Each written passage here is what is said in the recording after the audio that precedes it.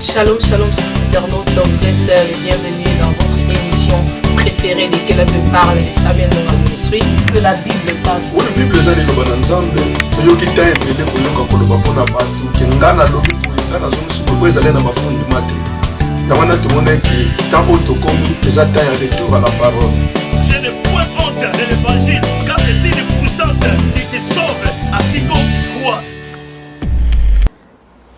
Voilà, amis de la 3fois.wsamuelnongaministry.com. Heureux pour nous de vous savoir encore nombreux au devant de vos écrans. Aujourd'hui encore, nous avons reçu le pasteur Philippe, notre invité qui n'est plus à présenter parce que le plateau de Samuel Nonga Ministry, c'est presque sa maison. C'est cher, maman Bijou, bonjour. Bonjour, pasteur. Comment vas-tu? Oui, très bien. Aujourd'hui, le pasteur Philippe est venu encore Oui. et tout le temps parce qu'il nous avait promis d'être là, parce que Oui. nous avons besoin de lui ici, Oui. parce que le peuple de Dieu nous demande. Oui. Pasteur Philippe, bonjour. Bonjour. Comment allez-vous? Ça va bien par la grâce de Dieu et nous saluons tous les bien-aimés dans le nom précieux de notre Seigneur Jésus. Voilà, toutes les églises de la Hollande, de Rotterdam, de partout ailleurs, que Dieu vous bénisse. Et nous sommes encore là, toujours pour Christ, pour sa gloire. Pasteur Philippe, le thème d'aujourd'hui, l'adultère. Ouais, On veut parler un peu sur l'adultère et voir un peu les conséquences et pourquoi le Seigneur a donné une telle loi qui semble être une loi dure et une loi impitoyable. Un terme si vaste et si profond. L'adultère, très des polémiques là-dessus. Hein. Oui, bon, tous les thèmes de la parole sont vastes. Hein. C'est pourquoi la Bible dit que nous connaissons en partie, nous prophétisons en partie. Cela voudrait dire, si nous voulons parler de l'adultère, jusqu'à ce que le Seigneur viendra, on ne terminera pas ce point-là. Donc, on ne parlera que d'une partie de cette parole, de cette loi. Et si on veut parler de l'amour de Dieu, on ne terminera jamais. Voilà pourquoi, lorsque nous prêchons sur l'amour de Dieu, nous ne prêchons qu'une partie de l'amour de Dieu. Oui. Donc, nous connaissons en partie l'amour de Dieu, nous prophétisons en partie l'amour de Dieu. Donc, voilà. Mais tant que le Seigneur nous donne le souffle de vie, nous essayons de comprendre par sa grâce toute la parole du Seigneur qu'il nous a accordée. Donc, voilà, c'est un petit livre. Il y a des livres plus gros que la Bible. Donc, certains hommes lisent cela. Donc, nous aussi, nous devons lire et comprendre, n'est-ce pas, parce que ça nous a été donné. Voilà, pasteur Philippe, est-ce que, en parlant de l'adultère, est-ce que Dieu est contre l'adultère? Oui, donc, parce qu'il a donné une loi, il est contre cela. Et comme nous disons toujours que c'était des choses, mais Dieu, comme on l'a toujours dit, Dieu lorsqu'il parle, il parle en prévision des choses spirituelles. Donc voilà toute la difficulté que nous avons lorsque nous limitons la parole de Dieu à une compréhension charnelle. Et cela limite notre connaissance de la parole de Dieu. Cela limite aussi notre attachement à Dieu. Lorsque nous ne connaissons pas Dieu, nous avons moins d'amour pour lui. Lorsque vous connaissez Dieu, vous aurez plus d'amour. Et quand vous aimez Dieu, on comprend que vraiment le Seigneur vous comblera de toutes ses bénédictions. Parce que la Bible dit que c'est lui qui fait de l'Éternel ses délices, l'Éternel accomplit ses désirs. Donc, vous allez comprendre que quand tu aimes Dieu, quand la parole de Dieu te fait plaisir et de la joie, mais pour que ça te fasse plaisir et de la joie, tu dois la comprendre. Si tu ne la comprends pas, c'est difficile que tu puisses véritablement aimer le Seigneur. Littéralement parlant, qu'est-ce qu'il l'adultère? Voilà, donc comme le dit la loi dans Lévitique chapitre 20, verset 10, il est dit ceci: si un homme commet un adultère avec une femme mariée, s'il commet un adultère avec la femme de son prochain, l'homme et la femme adultères seront punis de mort. Donc vous allez comprendre que l'adultère, c'était un péché impardonnable. Voilà pourquoi quand ces gens qui prient pour dire que si tu vois ton frère commettre un péché qui ne mène pas à la mort, prie pour lui. Mais ce qui est, a été, ce qui sera, a été. Donc, dans la loi, il y avait des péchés qui menaient à la mort et d'autres qui ne menaient pas à la mort. Donc, quand tu commets l'adultère et on t'attrape, il n'y a pas de sacrifice par rapport à cela. Donc, il fallait carrément pouvoir réellement te lapider. Voilà pourquoi la Bible dit il fallait lapider. Pourquoi on devrait lapider? Voilà. Maintenant, moi j'aime qu'on fasse l'analyse par rapport à cela. Parce qu'aujourd'hui, comme vous savez, les gens ont toujours le raccourci de dire que la loi était abolie. Nous répétons les Écritures. Matthieu chapitre 5, verset 19. Ne croyez pas que je suis venu abolir la loi, mais je suis venu accomplir la loi. Romains chapitre 3, verset 31. Anéantissons-nous la loi? Loin de là. Par contre, nous confirmons la loi par la foi. Donc la foi confirme la loi. Parce que Dieu n'était pas ivre pour pouvoir donner cette loi. Or, il est esprit et il sait de quoi il est en train de pouvoir parler. Ainsi, dans le livre de Deutéronome, chapitre 22, il est dit ceci, au verset 22, Deutéronome 22, 22. Si l'on trouve un homme couché avec une femme mariée, ils mourront tous deux, l'homme qui a couché avec la femme et la femme aussi. Tu ôteras ainsi le mal du milieu d'Israël. Donc le but de pouvoir lapider les adultères, de pouvoir les punir de mort, c'était enfin de pouvoir ôter le mal du milieu d'Israël. Est-ce que cette loi était vraiment impitoyable? Si nous le prenons selon la compréhension des hommes, alors, et surtout en Europe ici, on va dire que non, en tout cas c'est trop fort et tout ça. Mais qui a donné cette loi? C'est Dieu. Et là, tout le monde va hésiter de condamner Dieu. Et n'osera même pas condamner Dieu. Mais comment alors, dans nos temps, sont punis les adultères? Voilà, c'est une très bonne question. Voilà pourquoi vous allez comprendre que quand on posa la question au Seigneur pour dire que voilà, il a été dit que Moïse a écrit que si un homme n'était plus content de sa femme, pouvait écrire une lettre de divorce, le Seigneur dira que cela était à cause de votre incrédulité. Mais au commencement, il n'était pas ainsi parce que les deux deviennent une seule chair. Et il dit que voilà, sauf pour raison d'infidélité. C'est-à-dire que lorsque une femme est adultère, c'est alors que la punition, c'est de pouvoir se séparer d'elle. Donc, de se séparer d'elle. Et là, on peut se dire, est-ce que le Seigneur contredit la loi ou ne la contredit-elle pas? Nous disons non. Le Seigneur ne contredit pas la loi. Pourquoi? Nous pouvons lire dans Matthieu 19. Matthieu 19, il est dit ceci. Voilà. Au verset 7. Pourquoi dirent-ils, Moïse a-t-il prescrit de donner à la femme une lettre de divorce et de la répudier? Il leur répondit, c'est à cause de la dureté de votre cœur que Moïse vous a permis de répudier vos femmes. Au commencement, il n'en était pas ainsi. Mais je vous dis que celui qui répudie sa femme, sauf pour infidélité, et qui en épouse une autre, commet un adultère. Donc, vous voyez, lorsque la femme est infidèle à son mari, commet l'adultère. Parce que quand tu commets l'adultère, tu deviens infidèle à ton mari, on peut se séparer de cette femme-là. Donc, vous voyez, vous allez comprendre que maintenant, s'il s'agissait de l'homme, non? Oui, s'il s'agissait de l'homme. Voilà. Dieu encourage le divorce en cas d'adultère. C'est lui qui recommande de pouvoir divorcer en cas d'adultère.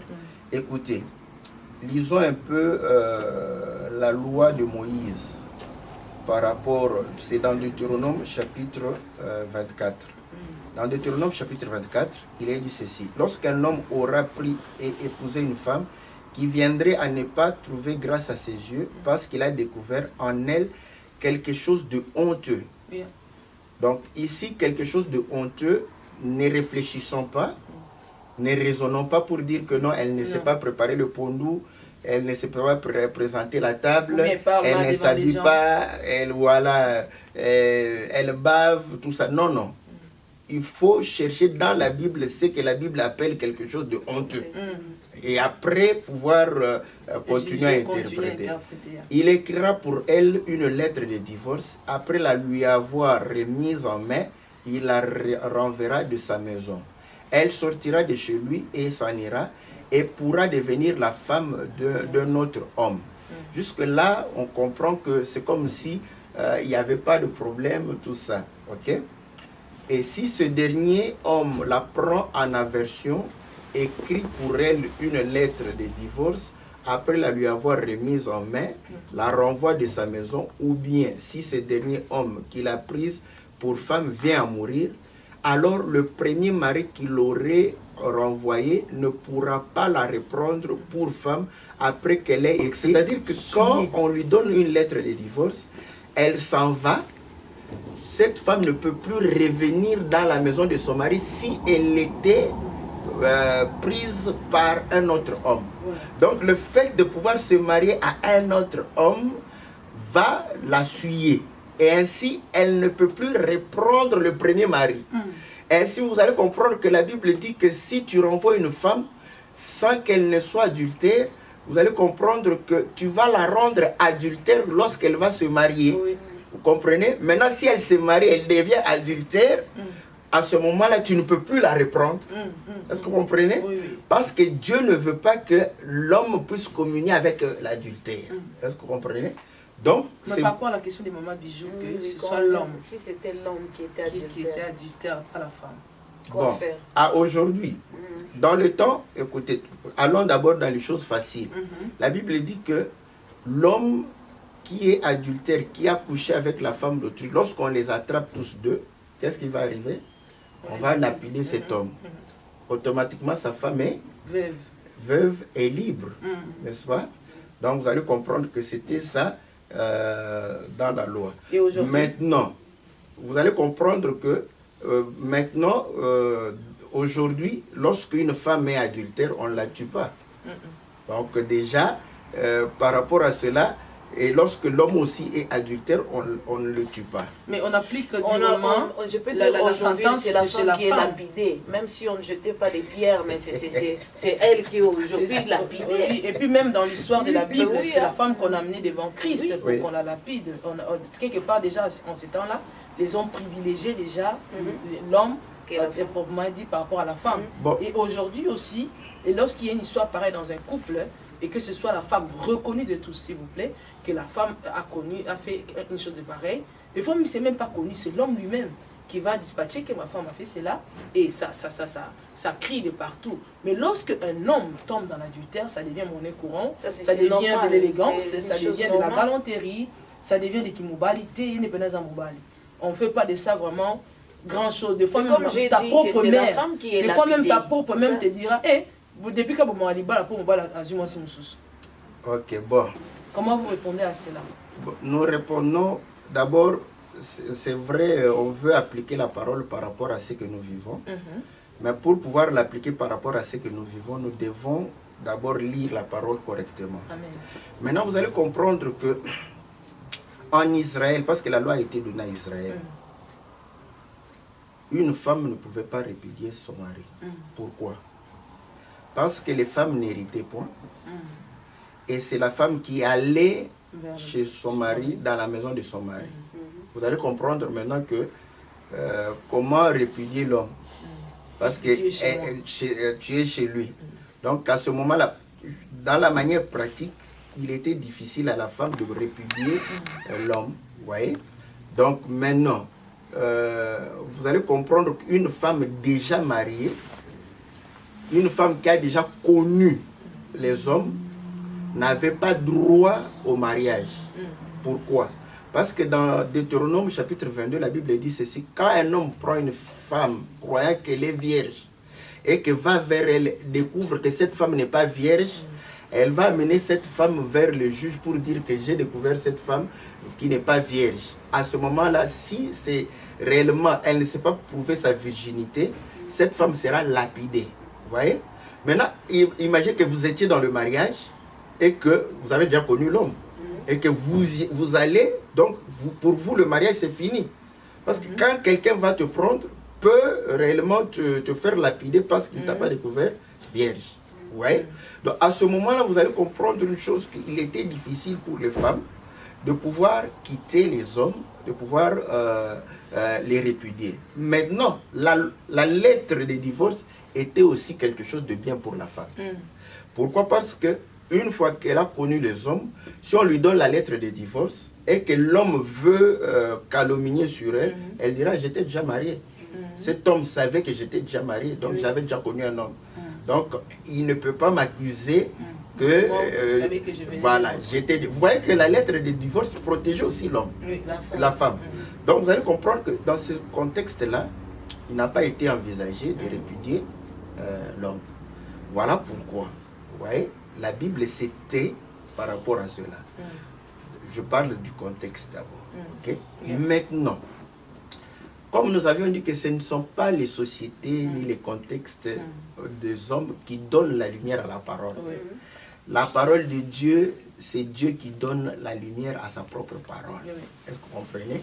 Donc à ce moment, vous allez comprendre que les choses qui paraissent, n'est-ce pas, naturelles comme ça, c'est lié à Dieu. Jérémie chapitre 3, le Seigneur reproche à Israël pour dire que c'est lui qui était considéré comme l'époux d'Israël. Donc quand vous lisez Ésaïe chapitre 54, vous verrez que, je crois, le verset 4 ou 5, le Seigneur est en train de pouvoir dire que moi, votre créateur, votre époux. Vous voyez? Donc le Seigneur considérait qu'Israël, c'était son épouse. À ce moment, vous allez comprendre, mais lui, il est spirituel. Donc la relation qu'il y avait entre Dieu et Israël, c'était la relation du mariage. Or, vous allez comprendre que c'est dans la prière où il y a communion entre Dieu et les hommes. Est-ce que vous comprenez? Donc, voilà pourquoi vous allez comprendre que lorsque nous prions, nous nous attachons à Dieu, n'est-ce pas? Ainsi, lorsqu'Israël allait vers d'autres dieux, est-ce que vous comprenez?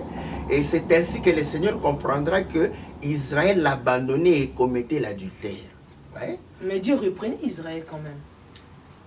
Oui. Mais comment si c'est bien à lui, il disait pardon, s'il demandait pardon. Mais parce que ici on dit on ne reprend pas une femme adultère. Mais Dieu il s'est déjà marié avec quelqu'un. Il s'est marié déjà avec quelqu'un, il est allé derrière même les pas marié mais connu, il est déjà connu de quelqu'un. Ça veut dire que Dieu est adultère, pasteur. Ah, s'il vous plaît. Vous voulez dire que Dieu est adultère? Bon, je réponds d'abord à la première question. Oui. Pourquoi Dieu, pendant qu'Israël allait vers d'autres hommes, reprenait toujours Israël? Parce que vous allez comprendre que la Bible, on l'analyse dans sa globalité. Il y a encore une loi qui dit que lorsqu'une femme voit son sang couler, elle est impure. Donc l'homme ne peut pas s'attacher à cette femme-là.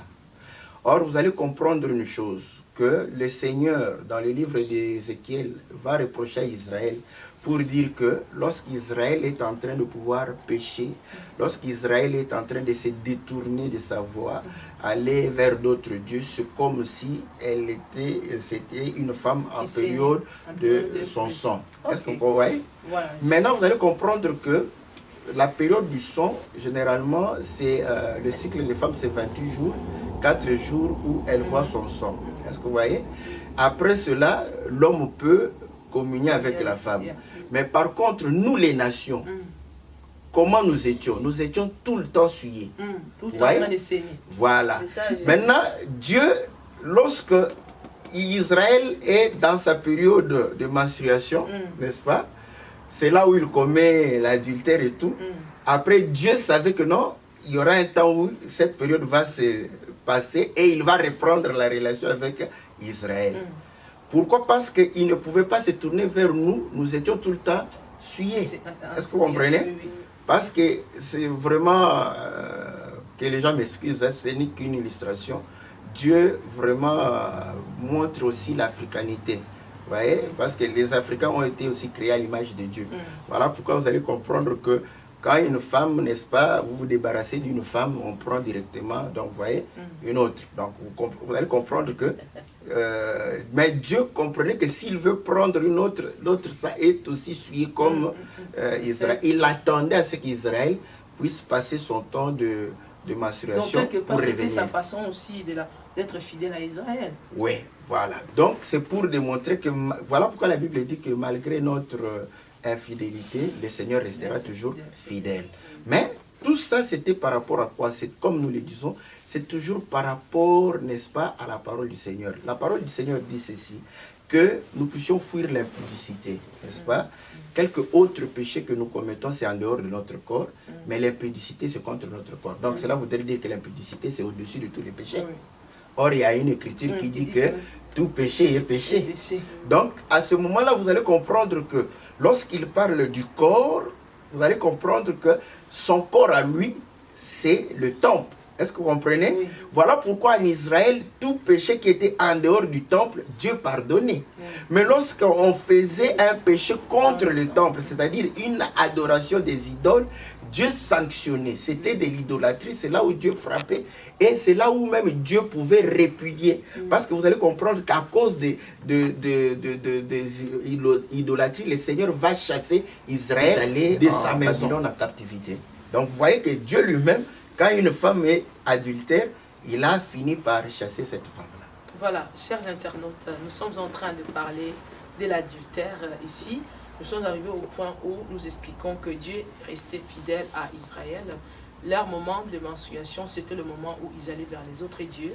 Et le Seigneur revenait à Israël parce qu'il est fidèle. Nous parlons aussi que l'adultère ici, dans tous les deux sens, l'adultère est spirituel et l'adultère physique. Donc restez là pour nous écouter. Nous parlerons de l'adultère au temps de la loi et de l'adultère au temps de la grâce. Pasteur Philippe, il nous reste encore peu de temps, mais nous voulons vraiment écouter un peu sur l'adultère parce que c'est un thème où l'adultère a l'air, surtout elle a l'air plus féminin que masculin, l'adultère. Bon, les conséquences par rapport à la femme sont beaucoup plus graves. Plus grave. Oui. Pourquoi? Parce que la femme est sacrée. Bon, pas parce que la femme est sacrée, parce que la femme, pour comprendre cela, il faut comprendre par rapport à Christ et Jésus. La Bible dit que l'Église, qui est la femme de Christ, est son corps. Vous voyez? Voilà pourquoi vous allez comprendre que la Bible dit dans 1 Corinthiens chapitre 6 que quelques autres péchés que nous commettons hors du corps, n'est-ce pas, est moins grave que lorsque nous commettons contre le corps l'impudicité. Vous voyez? Donc, c'est ce qui rend l'adultère, l'impudicité grave. C'est par rapport à Christ. Vous voyez? Parce que par rapport aux hommes, c'est vrai, mais vous savez que les Blancs ont beaucoup plus de facilité de pardonner une femme adultère. Vous voyez? Maintenant, ça sera lié à la culture. Les Africains, en tout cas, je vous dis, 1% seulement d'Africains peuvent pardonner. Mais pourquoi? Parce que pasteur, là où nous sommes un peu en dehors de ce que Dieu fait, parce que vous avez dit que lorsque quelqu'un a péché, que nous péchons, c'est le temps que c'est comme si Israël était en train de menstruation. Voilà. Et puis, si on se répand, on revient à Dieu. Tant qu'on ne s'est pas marié, Dieu nous reprend. Oui. Mais pourquoi pas alors les Africains peuvent aussi faire de la sorte comme Dieu? Bon, le problème qu'il y a, on a deux possibilités, parce que c'est ça aujourd'hui. Parlons d'abord des hommes, parce qu'on voulait parler de Dieu. Peut-être qu'on parlera de Dieu, parce que pour aussi que nous puissions recevoir la vie, il a fallu que le Seigneur Jésus se rende adultère. Sinon, on ne serait pas sauvé. Jésus adultère. Bon, on parle d'abord des hommes. Hein? Non, mais pas ça, c'est qu'on revient là. Parce que les hommes, ce sont les hommes. Jésus, c'est notre vie. Hein? Mais les hommes... Comment il s'est rendu adultère, brièvement? Parce que vous allez comprendre que la Bible, nous prenons Israël. Israël, c'est le peuple attaché à Dieu. Est-ce que vous comprenez?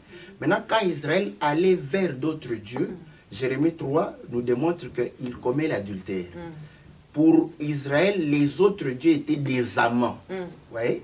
Mais pour nous, les nations, ces dieux-là étaient qui? C'était nos maris. Est-ce que vous comprenez? Ah. Donc, nous étions liés à ces dieux-là. Nous étions liés, n'est-ce pas, à la voilà. Mariés, n'est-ce pas, au péché. Scellés. Parce que la Bible dit que la chair fut vendue au péché. Or, dans le mariage, la femme est vendue. Est-ce que vous comprenez? Lorsque l'homme vient épouser une femme, l'homme achète la femme. les mamans, je trouve que... On ne nous achète pas, pasteur. Peut-être il vient juste reconnaître, voilà. mais pas acheter en tant que tel. Bon, je vais lire une écriture, hein, parce que moi j'aime. On n'a pas vraiment beaucoup de temps, pasteur. Vous pouvez nous donner juste... Donc, quand vous dites quelque chose... Je suis désolée parce qu'il y a assez de fenêtres qu'on n'a pas fermées au moins. Mais Rachel et Léa ont dit ceci, que notre Père nous a vendus. Ok. Ah. Ok. Là, maintenant, je comprends. Voilà. Que donc, les femmes qui ont été dotées ont été vendues. Voilà. Donc, voilà. Achetées.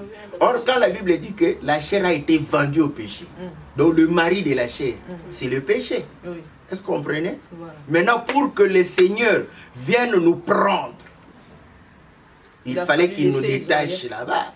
Or, le diable ne va pas nous chasser de sa maison.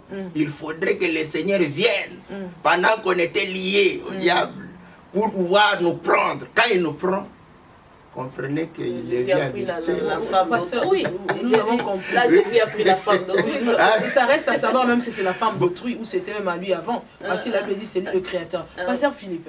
Bon, là, on pourra continuer. Non, répondez aux questions de Maman Bijou pour que nous puissions fermer. Il reste encore 3 minutes. Elle dit pourquoi pas les Africains n'arrivent pas à pardonner une femme adultère. Parce que c'est aussi la nature de Dieu. Donc comprenez que... Et les Européens manifestent aussi une partie de la nature de Dieu. Voilà pourquoi vous allez comprendre que c'est Dieu qui a institué la répudiation. Et nous disons aussi, jusqu'aujourd'hui sur le plan spirituel, lorsque vous vous attachez à une prostituée, le Seigneur va vous écarter de son corps. Il va vous exclure, il va vous répudier. Voilà pourquoi en Apocalypse chapitre 22, il est dit en dehors les chiens, les adultères, tout ça. Donc le Seigneur va chasser, n'est-ce pas, de sa maison, tout ce qui n'ont pas sa nature. C'est aussi Dieu. C'est ça le divorce aussi. Chasser la femme qui n'a pas ta nature. Donc vous comprenez?